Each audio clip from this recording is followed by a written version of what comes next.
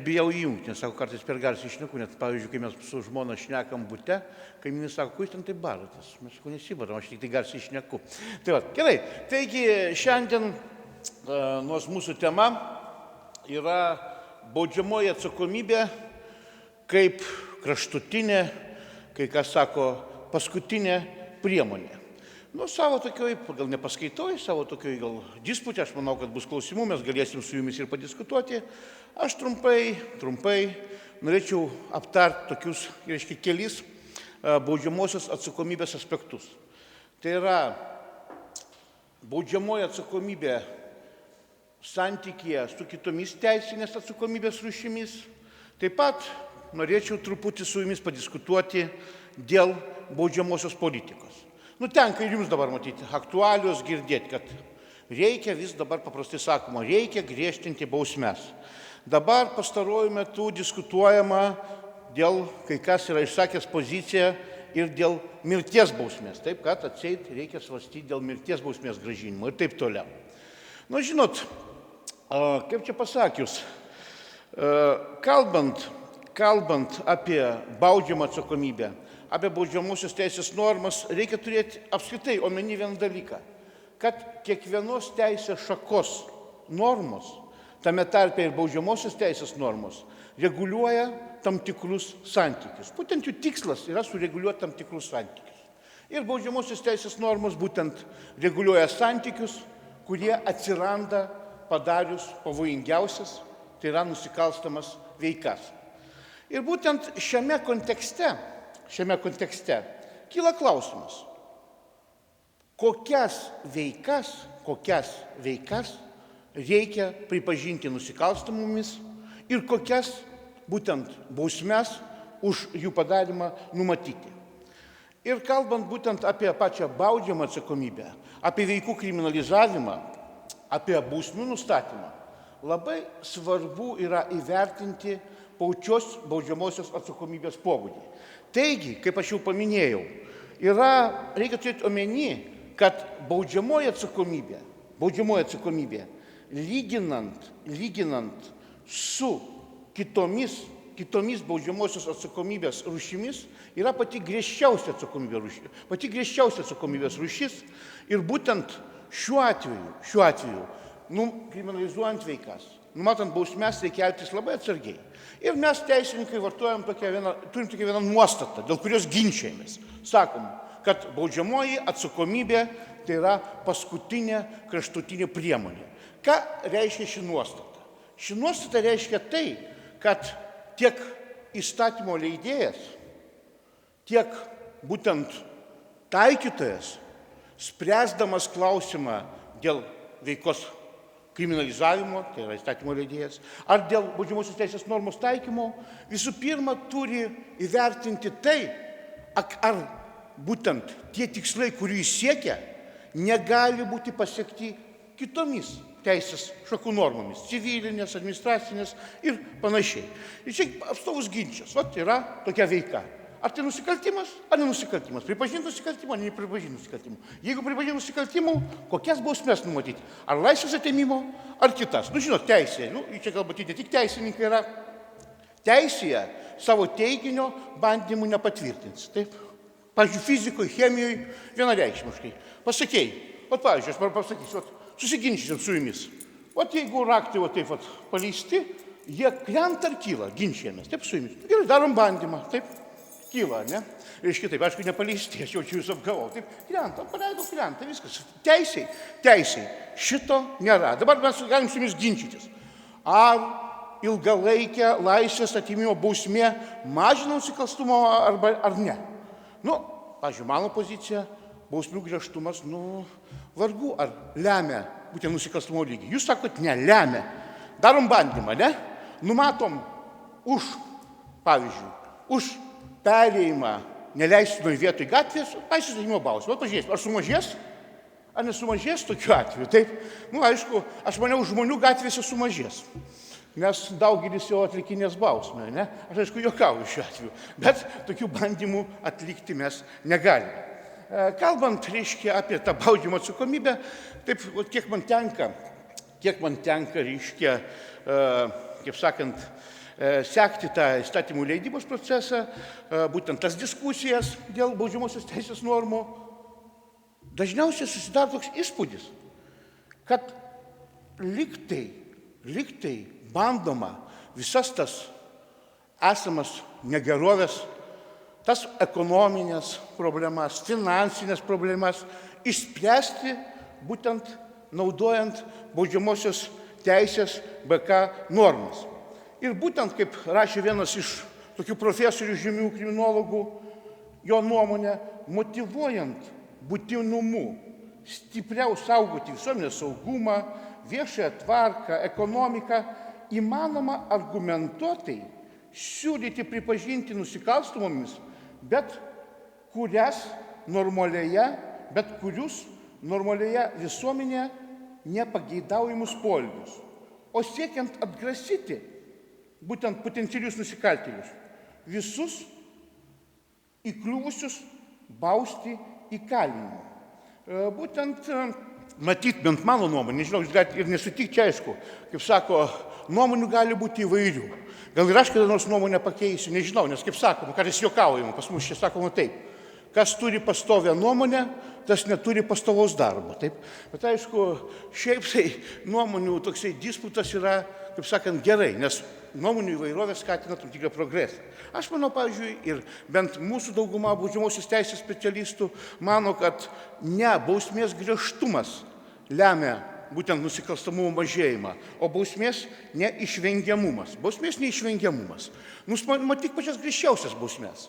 Bet jeigu būtent tai bus latentinis nusikaltimas, kurį neišaiškinsi, tai aš manau, kad tas bausmių griežtumas neturės jokio rimto poveikio toms nusikalstamoms veikoms. Pavyzdžiui, yra atviškai taip, ruoždamasis paskaitai, peržiūrėjau truputį ir literatūros, dėl to baudžiamosios teisės pažymokslė teigiama.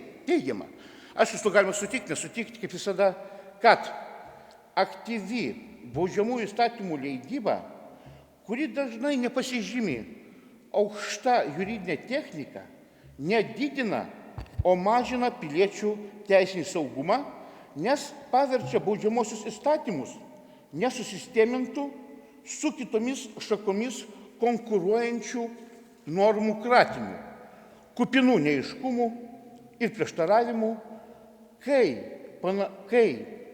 panašių kiekvieną, ką nors darantį, įmanoma apkaltinti kokiu nors nusikaltimu. Toks garsus JAV profesorius Viljamas Štuncas yra pasakęs, nieko nekeičiant, artėjame prie pasaulio, kuriame teisė kiekvieną padaro nusikaltėlį. Aišku, čia, manau, kraštutinės nuomonės. Bet yra problemų, tikrai yra problemų. Ir pavyzdžiui, aš jums galiu pateikti tam tikrus pavyzdžius, kai nelabai gali suprasti, kodėl, pavyzdžiui, numatoma griežtesnė atsakomybė už vieną ar kitą veiką ir kai tas griežtumas jokio didesnio efekto būtent neduoda. Aišku, aš sutinku. Vienareikšmiškai, čia aišku, nediskutuojama, kad už sunkius, pavojingus nusikaltimus turi būti taikomos griežtos bausmės. Vienareikšmiškai. Bet čia klausimas kyla kitoje terpėje. Tai yra, ar kai ta veika, toks jos pavojingumas nėra labai didelis, kai ta veika nesukelia sunkių padarinių, ar turi būti nepripažinta nusikaltimu, o jeigu jinai yra pripažįstama nusikaltimu, ar turi būti už ją numatytos labai griežtos bausmės. Pavyzdžiui, aš taip pat istoriškai pasižiūrėsim į tam tikrą vieną aspektą. Buvo tokie 97 metais, buvo norima sugriežtinti kovą su neteisėta prekyba gaminimu etilo alkoholio. Ir 97 metais buvo BK pakeistas vienas straipsnis, kuriame buvo labai numatyta griežta sankcija už neteisėtą prekybą etilo alkoholio. Pavyzdžiui, buvo numatyta, jeigu asmuo gamina, laiko, gabena, įgyja etilo alkoholio, kurio kiekis daugiau negu 5 litrai, nepriklausomai nuo to, ar jis įgyja savo reikmėm ten, ar jisai nori parduoti, jam buvo numatyta bausmė laisvės atėmimas nuo 2 iki 4 metų ir bauda. Kitoje dalyje, čia tai buvo toks nonsensas įdomus, jeigu jisai įgyja skiedinį, etilo alkoholio skiedinį, arba jį gamina, arba jį realizuoja, ir jo kiekis yra virš 1 litro, virš 1, kai natūralaus spirito turi būti virš 5, čia virš 1, jam baudžiamoji atsakomybė buvo numatyta nuo 3 iki 5 metų laisvės atėmimo ir bauda. Ir tada pasako, reiškia, teisėsaugos, tada teko man paskaitas skaityti, sakė, būdavo taip, tose taškuose, kur pardavinėdavo, įsivaizduokit, nuo 3 iki 5, taip. Nu, tai aš čia nežinau, dar pasižiūrėjau specialiai, taip, laisvės atėmimas. Reiškia, aš, taip, nu, ne aš to nedarydavau, paėmė kažkas, tai reiškia, sultis, atskiedžia spiritų, taip, jau ten bus 1,5, pavyzdžiui, litro, taip, daugiau negu litras, nuo 3 iki 5, reiškia, metų. Ir man teko dirbti tada malonės komisiją ir gaudavom pilną skundų, reiškia, iš nuteistųjų. Net tokia, kaip dabar buvo viena situacija, kai vienas žmogus atėjo savo draugo lankyti į ligoninę, nu ir atsinešė 1,5 litro to skiedinio.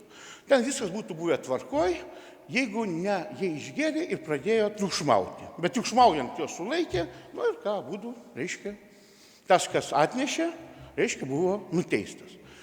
Tai aš dar atsimenu irgi toksai, įsivaizduoju, tokia logika tokia. Jeigu, reiškia, jeigu skiedinys, tai turi viršyti 1 litrą, jeigu grynas spiritas, daugiau negu 5 litrai.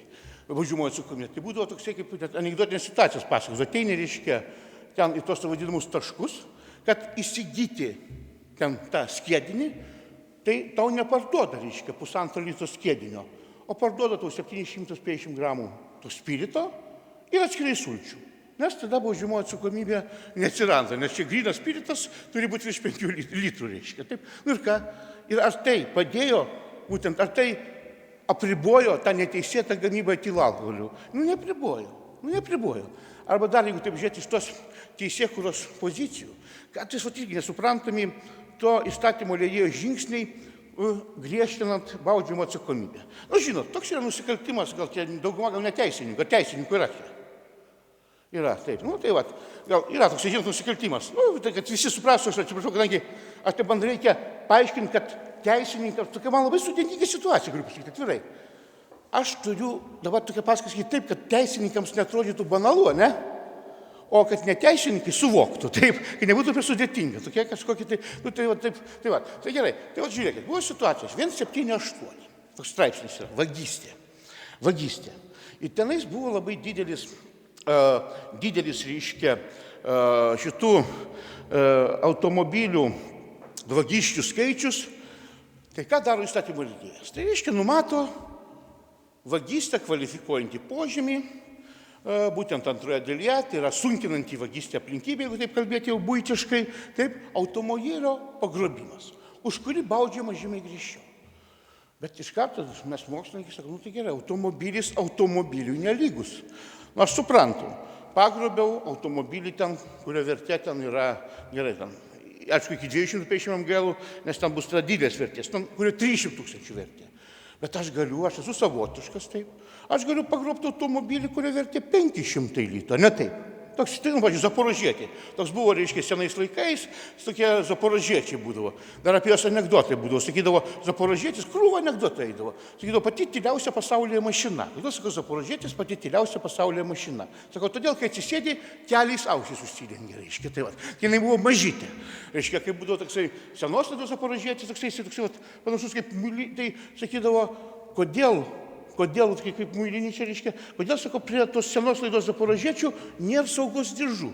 Aš sako, tik kuprinė nebūtų panašus. Nu, kai visą sėti, o zaporožietį paaugiu, 500 litų, taip? Tai ką, man iškart iki 6 metų laisvės atėmimas, bausmė gali būti skiriama. Bet jeigu, aš tai to nedarau, aišku, bet jeigu kažkas tai pagrobė kombainą, žemės ūkio techniką, atsiprašau, tai bus jau paprasta vagystė pagal pirmą dalį. Tai kodėl? Irgi toks kvalifikuojantis požymis. Arba, pavyzdžiui, dabar, irgi, aš atsinešiau vasaros derlius. Vasaros derlius, pakeitimai. Va. Čia yra baudžiamojo kodekso pakeitimai per vasarą. Va. Prašom, dar taip, čia yra baudžiamo proceso kodekso pakeitimai. Va, studentai, kurie mokosi, darbo turėsit. Kas jeigu jau dabar taip, va, prašom. O į pakeitimai. Dabar tas, reiškia, kodeksas, aš tai visą laiką juokdavausi ir sakydavau, nu tie pakeitimai, aš suprantu, pakeitimai, vienas iš įstatymo vertybių tai yra įstatymo stabilumas. Kad žmogus galėtų, reiškia, laikytis įstatymų, įstatymas turi būti stabilus, o ne dažnai būti keičiamas. Tai aš anksčiau juokdavausi iš administracinių teisių pažeidimo kodekso, reiškia, sakydavau, kad administracinė, ne kas čia, būdavo net tokia formuluotė, vienas mokslininkas pavartojo, kad ATPK tampa skundų ir pageidavimų knyga. Nes pastoviai pildomas, keičiamas. Ir man dabar kaip dėstančiam, reiškia, studentams irgi pasirodo, jau jeigu prieš vasarą pasiruošiai, po vasaros turi savo užrašus patikrinti. Ne taip, nes paskui gali, prašom, pakeitimai. Nu, ir dabar, pavyzdžiui, irgi aš kalbėjau apie vagystę. Taip, apie vagystę kalbėjau. Ir vėl nauji kvalifikuojantis požymiai vagystėje. Nauji kvalifikuojantis požymiai, kurie, mano galva, dar bus daugiau neaiškumų kvalifikuojant šios požymius. O pavyzdžiui, naujas kvalifikuojantis vagystę požymis. Tas, kas pagrobė įsibrovęs, čia buvo į patalpą, saugyklą, dabar į ryšių kabelių kanalų sistemą. Nu, reikia, kol išaiškinsim, kas yra ryšių kabelių kanalų sistema. Toliau. Tas, kas pagrobė svarbę reikšmę nacionaliniam saugumui turinčių juridinių asmenų infrastruktūrą, sudarantį turtą, nu vėl savokos. Kol išsiaiškinsim, tai čia irgi. Ir kam to reikėjo? Lygiai taip pat, kaip aš dėl tos vagystės sakau irgi. Kartais tie požymiai, jų nelogiškumas sukelia tam tikras problemas ir paskui įvedamas naujas kvalifikuojantis požymis. Nu, pavyzdžiui, jums dabar, gal jūs suprasite, tokia yra vagystė, kvalifikuota pagal antrą dalį, reiškia, sunkinanti aplinkybė vagystės, kaip kišenvagystė. Kaip kišenvagystė. Tai yra vagystė padaryta, reiškia, viešoje vietoje, vagystė padaryta iš rankinės, drabužių ar kito nešulio esančio viešoje vietoje. Įsivaizduojate, pavyzdžiui, dabar kas nors įbėgtų į salę, ir iš mano tos rankinės, iš to mano portfeliuko ištrauktų pinigus. Tai būtų kvalifikuota vagystė. Taip.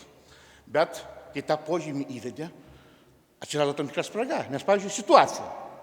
Kažkas tai čia įbėga jūsų akivaizdai, aš skaitau paskaitą ir įkiša ranką į mano, reiškia, tą portfeliuką, ištraukė pinigus. Tai jau kišenvagystė. Pavojingesnė vagystė, griežčiau baudžiama pagal antrą dalį. Bet jeigu kažkas tai įbėgęs, paimtum tą visą mano nešulį ir išbėgtų su juo. Tai būtų jau pirma dalis paprasta vagystė. Kadangi vagystę kvalifikuoja, reiškia, įlindimas. Lygiai taip pat, jeigu aš dabar čia stoviu, kažkas tai pribėga, įkiša ranką į kišenę, ištraukia mano, čia, piniginę. Tai bus kišenvagystė. Bet jeigu kažkas tai atbėga ir nuima mane švarką, aš net nesuprantu, kas čia darosi, aš galvoju, čia kažkas tai patarnauja, kad man taip karšta, taip, nuima tą švarką, išbėga, reiškia, paprasta vagystė. Tai būtent tas šio kvalifikuoto požymio nelogiškumas, galvoju įstatymlėjas, kaip ištaisyti tą klaidą, nes gaunasi absurdas. Tai ištaisė, atsirado dar naujas kvalifikuojantis vagystę požymis, reiškia, atviruoja vagystė. Tai yra jau būtent irgi griežčiau baudžiama vagystė padaryta atvirai, matant ir suvokiant kitiems, pavyzdžiui, taip. Arba dar, pavyzdžiui, dėl tų visų kvalifikuojančių požymių, tai irgi, kas yra požymis, vagystė kvalifikuojantis požymis. Kaip, kuris sunkina, kaip aš jau minėjau, vagystė padaryta įsibraunant į saugyklą, taip, griežčiau baudžiama.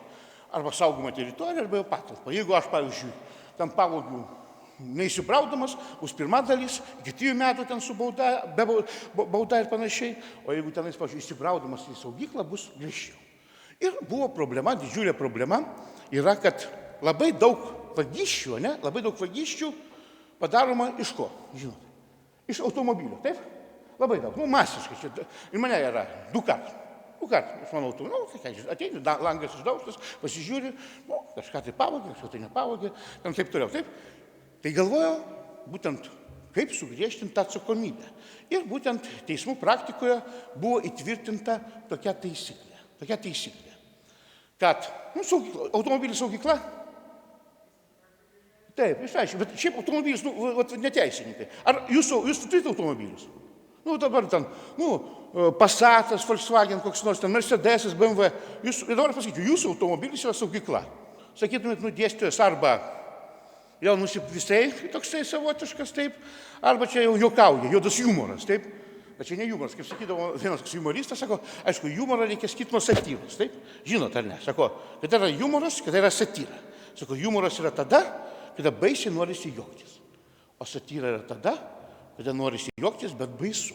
Tai va šiuo atveju, tu sakytum, satyra čia. Bet iš tiesų, tai ką tada teismų praktikoje pripažino, kad jeigu, sugriežtinam, tai pasakė taip, kad jeigu automobilis yra apsaugotas ten signalizacija, taip, jeigu yra įjungta signalizacija, ir stovi automobilis ir kažkoks tai niekadėjas iš to automobilio, reiškia, grobė ten turtą, taip, ten rankinę padėtą, piniginę ar dar kažką tai jau šiuo atveju automobilis laikomas saugykla, tokia veika laikoma vagystė padaryta įsibraunant į saugyklą ir griežčiau baudžiama.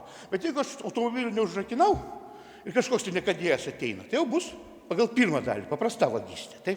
Tokia, žinai, tai, aš dabar irgi klausiu, tai jeigu taip sakyti, kad jeigu daiktas apsaugotas, reiškia, užrakintas yra saugykla visada, tai toks plečiamasis aiškiai, gal piniginė mano, saugykla ar ne?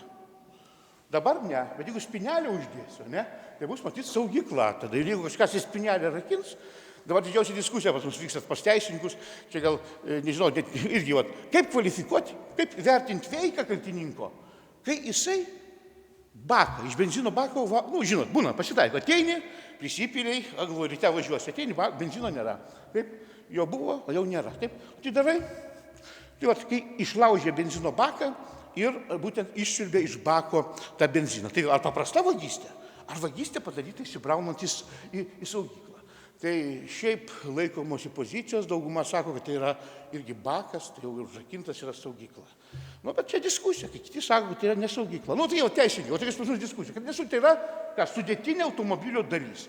Sudėtinė automobilis, tokias, reiškia, diskusijos, bet vyksta. Toliau, jeigu jau kalbėti toliau apie tos įstatymus, apie tos visus, reiškia, kriminalizavimus, reikėtų pasakyti vieną dalyką, kad tas principas, kad baudžiamoji atsakomybė yra kraštutinė priemonė, yra įtvirtintas ir Konstitucinio teismo jurisprudencijai. Pacituosiu, ištrauką, aš irgi mintinai, taip labai neatsimenu, tai cituoju. Konstitucinis teismas yra pasakęs, kad pagal Konstituciją įstatymų leidėjas baudžiamajame įstatyme nusikalstamomis gali įvardinti tik tas veikas, kurios iš tikrųjų yra pavojingos ir kuriomis iš tikrųjų daroma didelė žala asmens visuomenės ir valstybės interesams.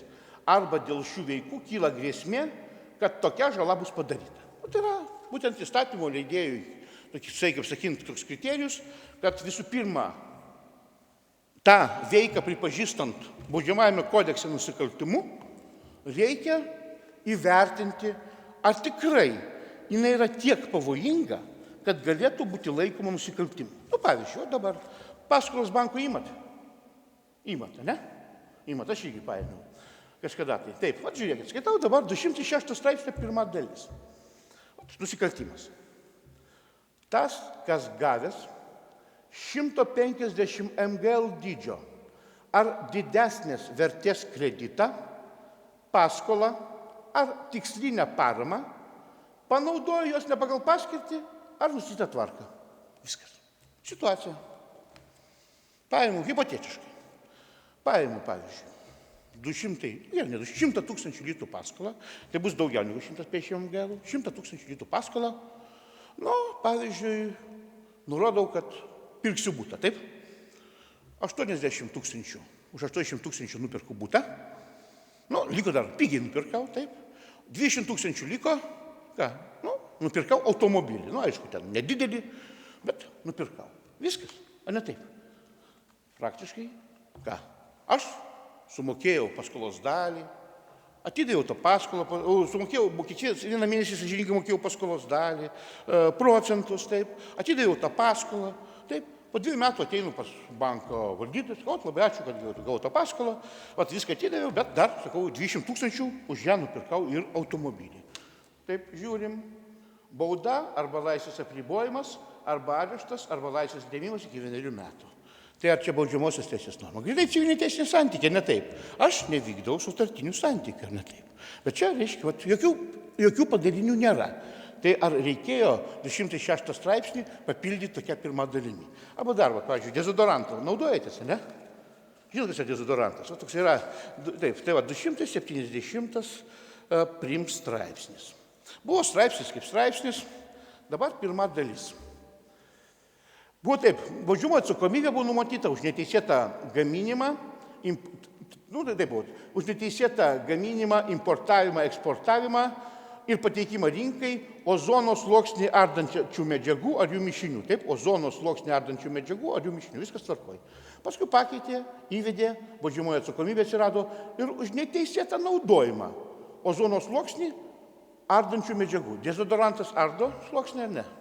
Oho. Dar kaip, reiškia, tada ką aš paimu, nesertifikuotą, gaunu neteisėtą tą dezodorantą iš tų, nežinau, nesertifikuotą, purkšt. Taip, neteisėtai naudoju. Neteisėtai. Taip, kiek bauda, dar kartą purkšt. Jau laisvės apribojimas. O jeigu pastoviai, tai gal ir laisvės atėmimas iki 2 metų. Aš aišku juokauju, bet taip jeigu formaliai aiškinti, taip žiūrint, nes matot, čia yra tekstinis aiškinimas. Aišku, galima būtų aiškinti, reiškia, sistemiškai. Sistemiškai, aš manau, taip aiškinant, negalim. Nes mes esam savo teismo praktikai suformulavę tik vieną nuostatą, kad net ir tais atvejais, kai ta veika, mano padaryta, ne mano, gerai, prisikalbėsiu paskui, reiškia, padaryta veika, formaliai atitinka, tos veikos aprašytos BK, reiškia, požymius. Dar nereiškia, kad yra nusikaltimas. Nes nusikaltimas turi turėti dar vieną požymį. Kokį? Pavojingumą. Tai turi būti pavojinga veika. Ir būtent keliuose, dabar ne vienoje nutartyje, būtent aukščiausias teismas, remdamasis konstitucinio teismo išaiškinimais, irgi būtent jo jurisprudencija vadovaujasi tokia nuostata, kad tai pasakysiu, Konstitucinio teismo labai, aš taip sakau, geriau nepasakysiu, negu Konstitucinis teismas pasakė. Šis teismas yra jurisprudencija suformuota tokia labai puikiai taisyklė. Aišku, aš vėl sakau, ką aš sakau, nereikia suabsoliutinti. Aš kalbu apie tas veikas, kurios nėra pavojingos labai. Suprantate, aš nekalbu apie, nedaug dievė, nužudymus, tenais reiškia plėšimus, turto prievartavimus. Aš kalbu apie tas veikas, tokias ekonominio bodžio veikas, socialinio daugiau, gal finansinio, ne apie tas pačias pavojingiausias. Konstitucinis teismas yra pasakęs taip, tokia formuluotė, kad siekiant užkirsti kelią neteisėtoms veikoms, ne visuomet yra tikslinga tokią veiką pripažinti nusikaltimu, taikyti pačią griežčiausią priemonę kriminalinę bausmę. Todėl kiekvieną kartą, kai reikia spręsti, pripažinti veiką nusikaltimu ar kitokiu teisės pažeidimu, labai svarbu įvertinti, kokių rezultatų galime pasiekti kitomis, nesusijusiomis su kriminalinių bausmių taikymų priemonėmis. Reiškia, esmė ta, kad yra ir civilinė atsakomybė, ir administracinė, gali būti ir kitos viešojo poveikio priemonės. Taip. Taigi, padarius net ir tam tikrą, kad formaliai atitinkančią nusikaltimo požymius veiką, šiuo atveju reikia galvoti, kad gal galima pritaikyti kitas priemonės. Nes tuo labiau, kad yra labai panašių veikų. Pavyzdžiui, vienoje byloje man taip irgi, įsivaizduokit. Policininkas, policijos pareigūnas nupjauna medį. Neteisėtai, beržą, kurio vertė apie 400 litų. Kiek jam straipsnių pritaiko? Spėkit. 3. Sakai, 3, taip? 1 straipsnis. Čia galima suprasti. Aplinkos apsaugos taisyklių pažeidimas. Taip, kadangi ten beržas, negalima tų beržų pjauti ir panašiai. Dar galima suprasti. 2 straipsnis. Vagystė. Nes atseit ketino tą veržą išvežti, kad ten vagystė. Čia jau teismai panaikino paskui, reiškia, šitą kaltinimą. Bet pats įdomiausias kaltinimas buvo. Ir net teismai nuteisė, paskui šis teismas sakė, čia nėra piktnaudžiavimas tarnyba. Aš žinot kodėl? Kadangi, kai jis pjovė medį, ten ta jau savininkė to sklypo, reiškia, pasakė. Sako, tu ką čia darai? Aš toj policiją iškviesiu. Jis pasakė, aš pats policininkas. Ir paskui, reiškia, tai buvo motyvuota teismo nuosprendyje, kad tokių savo pasakymų, tokių savo veiksmų jisai pažemino visos policijos vardą. Taip jau, kad, tai aišku, šios teismas pasakė, čia tos didelės žalos nieko, čia drausminis nusižengimas ir panašiai. Arba, pavyzdžiui, kitą irgi tokią bylą turėjom, kur irgi akivaizdžiai pasakėm, reiškia, aukščiausias teismas, kad šiuo atveju reikia civilinės teisinės atsakomybės priemonės taikyti. Buvo teismo 245 BK straipsnis, kuris numato atsakomybę už teismo sprendimo nesusijusiu su laisvės atėmimo bausme nevykdymą. Už teismo sprendimo nevykdymą. 245. O situacija buvo tokia. Ten vienas žmogus, buvo teismo sprendimas, kad jis turi atlaisvinti garažą. Jis neatlaisvino. Jam iškart baudžiama atsakomybė.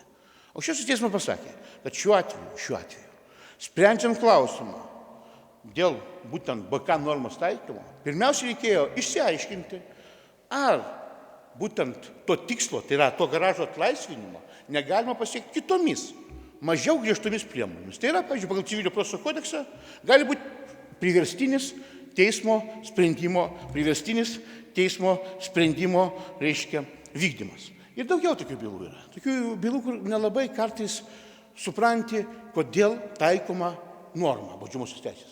Būtent mūsų doktrinoje, aukščiausio teismo doktrinoje yra formuojama tokia nuostata, kad nepateisinamas būtent BK normų taikymas, kai yra tam tikri buitiniai, šeiminiai konfliktai, kurie, reiškia, iš esmės reiškia tam tikrų civilinių teisių pažeidimų. Ir būtent, aš galiu pacituoti, geriau nesugalvosiu, taip yra pasakyta, kad negalimas, reiškia, tokios praktikos formavimas, kai sprendžiant civilinius ginčius taikomos baudžiamosios teisės normos ir asmens elgesys esant išimtinai civiliniams teisiniams santykiams vertinamas kaip atitinkamos nusikalstamos veikos padarymas. Tokia buvo, reiškia, situacija, galiu papasakoti irgi. Jeigu jūs domina konkrečios bylos truputį, čia, man atrodo, Vilniui. Tokia yra norma, dar prieš tai pasakysiu, savavaldžiavimas. Tokia yra BK norma 294. Ta norma reiškia, neteisininkams truputį paaiškinsiu, reiškia ką? Kad asmuo, kaltininkas, savo tariamą ar tikrą teisę įgyvendina nesilaikydamas įstatymų nustatytos tvarkos. Hipotetiškai, pavyzdžiui, J paskolina A pinigus, taip? A jam pinigų negrąžina. Šiaip pagal teisės aktus, ką jo turi daryti? Kreiptis į teismą. A J į teismą nesikreipia, ateina pas A ir grasina jam smurtu ir sako, atiduok pinigus, arba tau bus blogai, taip toliau. Tai yra suvaldžiavimas. Tai yra, jisai turi tą teisę, bet jie įgyvendina būtent netinkamomis priemonės, naudodamas psichinę prievartą ir panašiai, suvaldžiavimas. Tai va, situacija buvo. Atvažiuoja vienas žmogus prie restorano, pastato automobilį. Vasarą čia buvo. Nueina. Atvažiuoja kitas. Vietų nėra, jis galvoja, lauks. Ne, jis tada užstato tą automobilį. Irgi nueina į restoraną. Tas pirmas grįžta, užstatytas automobilis. Jis galvoja, lauks, kol tas išeis. Ne, jisai iš pykčio apimtas, atsisėda ir nuleidinėja orą. Orą nuleidinėja, reiškia, iš tų automobilio ratų. Tada išeina jau tas to automobilio savininkas, kuriam nuleidžiamas oras. Jis sako, ką tu čia darai? Tai ką? Nematai, orą nuleidinėjai, sako, gerai, tada greitai dabar, jis jau nuleido tas orą, sako, paėmė ir priputi man padangas, kitaip tau bus blogai. Sako, tas nepusė. O tas, kuris nuleido orą, buvo su juodais akiniais, sakys, nuo saulės. Tas tada, kuriam buvo nuleistas oras, už tų akinių į kišenę. Sako, kol nepripūsi padangų, aš to nediduosiu akinius. Kaip galvojat, jo veiką kvalifikavo prokurorai teismai? Atviroji vagystė. Atvirai pavogė turtą. Kitas teismas perkvalifikavo į savavaldžiavimą, aišku. Bet, aišku, aukščiausias teismas sakė, čia atvira civilinis ginčas, sprendžiama civilinė teisinė prieiga, paėmė akinius, taip, atviroji vagystė. Taip, aišku, atvirai pavogė, bet koks yra tikslas. Toliau, jau žiūriu, laikas po truputį artėja mūsų į pabaigą. Dar kalbant apie tą mūsų teisėkurą, apie mūsų baudžiamosius įstatymus, aš sakau, aš paminėjau, kad yra vis dėlto kraštutinė priemonė. Todėl tiek įstatymo leidėjas, tiek taikytojas, spręsdami dėl baudžiamosios teisės normų, atitinkamai baudžiamosios teisės normų sukūrimo ar taikymo, turi, aišku, vis dėlto vadovautis tuo principu, kad pirmai išsiaiškinti, ar iš tiesų verta tą veiką pripažinti nusikaltimu ir kitu atveju, ar verta iš tiesų taikyti atitinkamą BK normą. Dabar dar vieną problemėlę pasakysiu.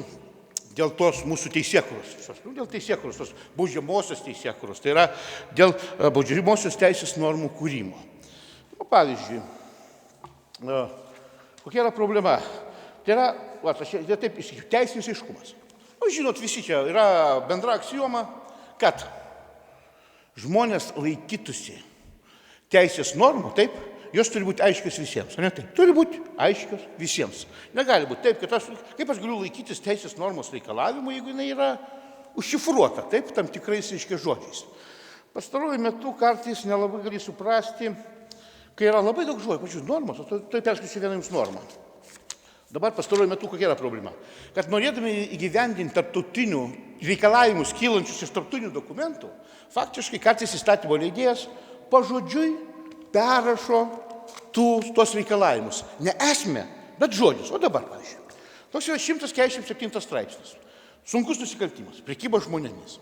Iki pakeitimų buvo labai aiški norma. Ten buvo faktiškai 3 eilutės, aiškiai suformuluota tas, kas ten pirko, kitaip įgijo, pardavė ir panašiai. Taip, dabar žiūrėkit, skaitau. Va, norma.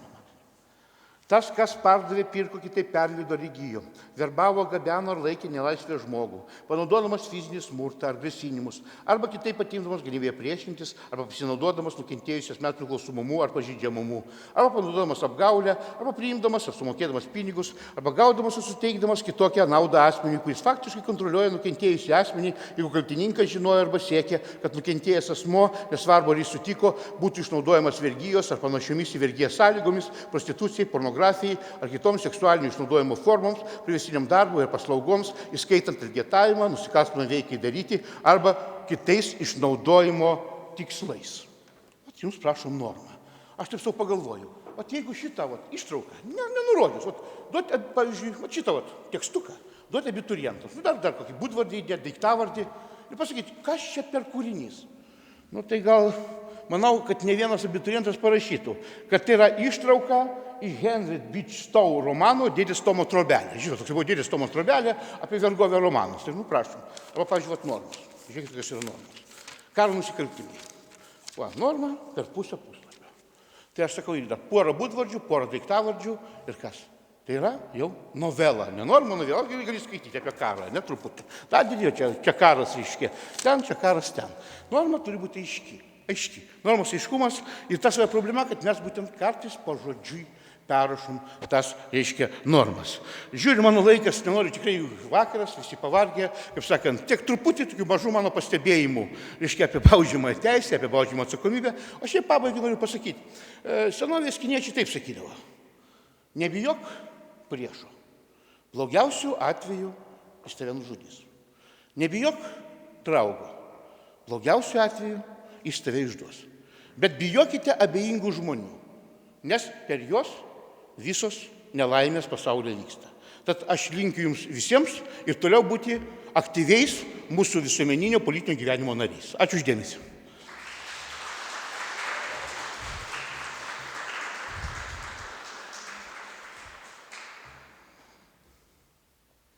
Taip, jeigu klausimų būtų, mielai atsakyčiau.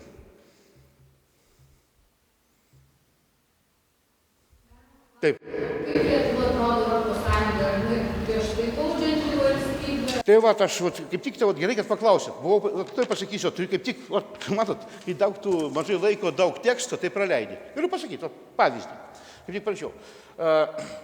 Pas mus, reiškia, nuteistų 100 000 asmenų tenka 326 kaliniai. Tai yra asmenys nuteisti realia laisvės atėmimo bausme. Nuteistųjų. 326.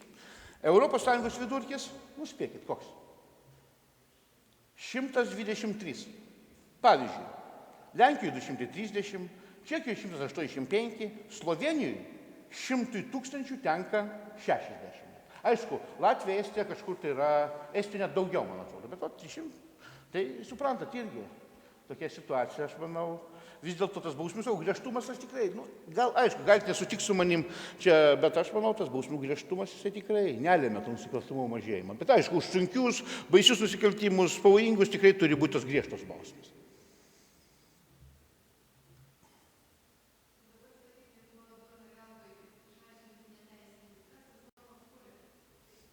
Ai, tai čia normos, ne, aš tik tai paėmiau tą jau variantą kritišką. Yra labai daug puikių normų, bet aš sakau, kartais yra tokių normų, kurios kelia tam tikrų abejonių. Normas, kaip kūrė, reiškia, teisininkai kūrė tas normas, taip.